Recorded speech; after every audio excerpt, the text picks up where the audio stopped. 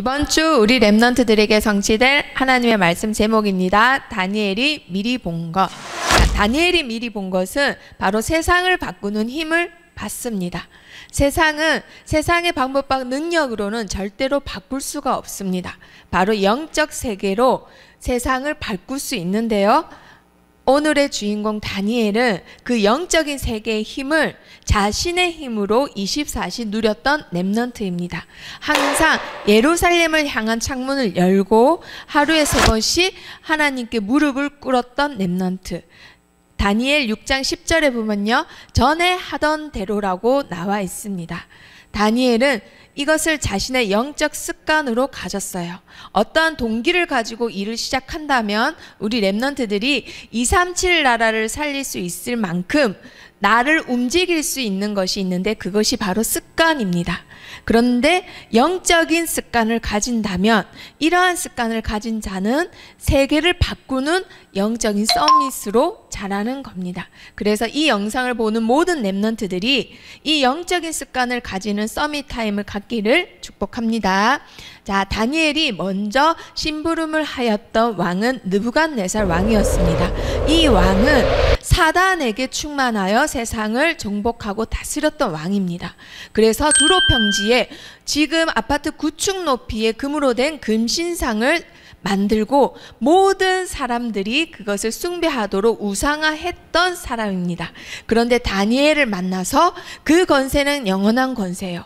하나님의 나라와 하나님의 백성을 찬양하는 그러한 왕으로 바뀌었어요. 그리고 두 번째 벨사살 왕은요, 하나님보다 사람 중심이었던 왕이었습니다. 그러니 하나님이 이 벨사살 왕에게 하나님의 능력을 보이게 됩니다. 그리고 이것을 해석한 다니엘은 나라의 셋째 통치자로 높임을 받게 됩니다.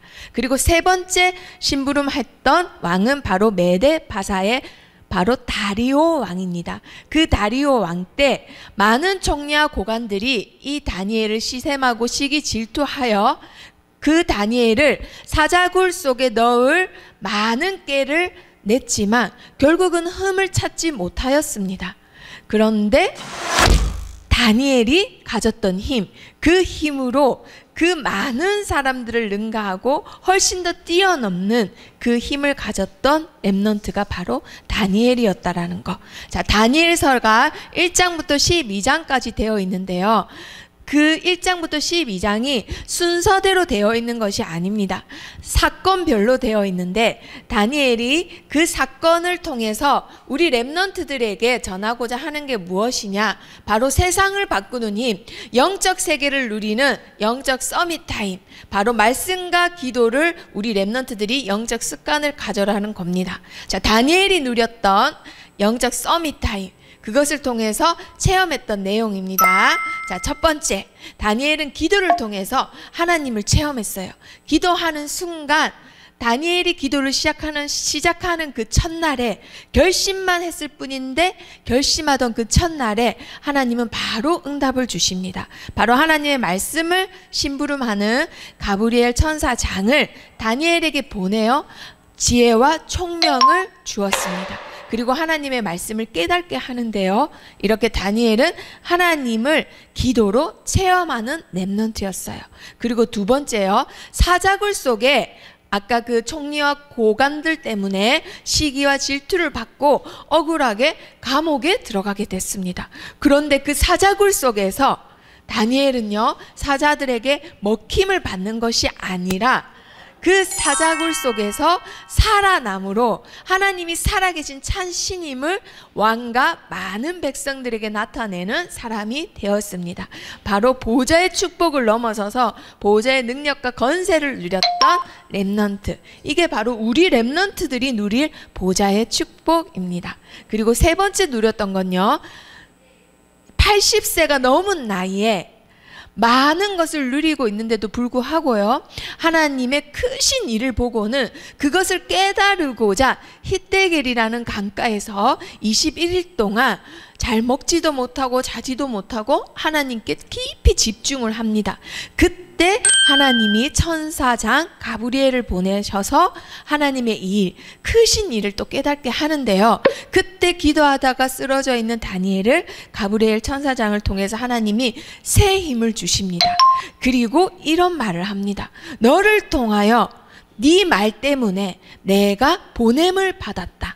우리 렘넌트들이 기도할 때 다니엘과 같은 이런 축복을 받게 됩니다. 우리 렘넌트를 기도를 통해서 보좌가 움직이는 일이 일어나는 겁니다. 자, 그런데 언제 응답받느냐? 우리 렘넌트들이 기도를 하려고 마음만 먹어도 보좌에서는 천사들이 이렇게 파송을 받는 거예요. 우리 렘넌트들에게 응답을 주기 위해서. 자, 그런데 가는 길에 누가 이렇게 막아섭니다. 그런데 그것 또한 하나님이 가장 높은 군주 중에 하나인 미가엘을 보내셔서 그 사단을 또 무찌르십니다. 이 내용을 보면서 우리 렘넌트들이 붙잡아야 될 거, 기도에는 배후 세력이 있다라는 거예요. 우리 렘넌트들이 기도할 때에 응답을 주시는 세력이 있는가 하면 그 응답 받는 것을 방해하는 사단의 세력이 있다라는 것. 그래서 기도는 보이지 않는 영적인 싸움입니다. 우리 렘넌트들이 이 싸움을 싸우는 거예요. 육신적인 싸움이 아니라 세상을 바꾸기 위해서 세상적인 능력과 싸움을 싸우는 것이 아니라 보이지 않는 영적 세계의 어마어마한 능력과 권세로 기도로 싸우는 겁니다.